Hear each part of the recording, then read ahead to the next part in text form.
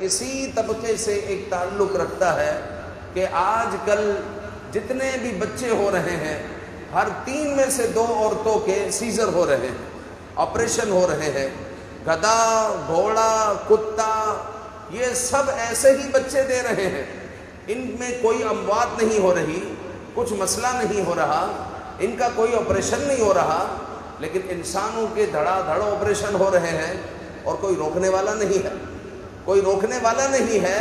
اور کہا جاتا ہے کہ جناب آپ نے آپریشن نہیں کروایا تو بچہ مر جائے گا، بچے کو یہ ہو جائے گا، بچے کو وہ ہو جائے گا۔ دیکھو جی ہماری کوئی گارنٹی نہیں ہے، تو پہلے کیا تمہاری گارنٹی تھی بھیا؟ پہلے کیا تم نے یہ گارنٹی دی تھی کہ اسپتال کے بیڈ پر اگر تمہارا مریض مر جاتا ہے تو ہم 1 کروڑ روپے دیں گے؟ یہ تم نے گارنٹی دی تھی؟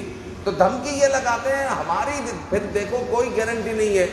اگر آپ نے آپریشن نہیں کروایا، یہاں تک ٹارچر کیا جاتا ہے کہ تمہارا بچہ ایب نارمل ہو جائے گا اگر تم نے آپریشن نہیں کروایا۔ تو ان کے پاس باتیں بڑی ہوتی ہے اور سامنے والا جو ہے مجبور ہو جاتا ہے اور بیچارہ کہتا ہے، پھر گھر والوں کا پریشر ہوتا ہے بعض اوقات، وہ بیچارہ کہتا ہے جناب آپریشن کر دو، تو بلا وجہ آپریشن ہو رہے ہیں، بلا وجہ آپریشن کی ضرورت نہیں ہے پھر بھی ہو رہے ہیں۔ بھائی اللہ رب العزت کا یہ نظام ہے، رب ذوالجلال نے جب بچہ جو ہے بنایا ہے تو اس کو باہر نکالنے کا بھی ایک نظام بنایا ہے، اس بچے کو وہیں سے آنا ہے۔ ہاں کبھی کبھی آپریشن کی ضرورت پیش آتی ہے، لیکن صرف پیسوں کے چکر میں بلا وجہ کے آپریشن ہو رہے ہیں۔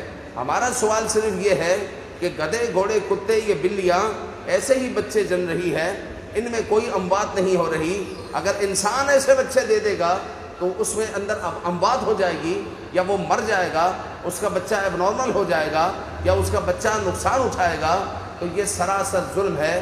ان کے گریبان پر بھی ہاتھ ڈالنا چاہیے۔ تو بہرحال جو ہے یہ بھی ہمارے معاشرے کے ظلم کی جو فہرست ہے اس کا ایک حصہ ہے کہ کچھ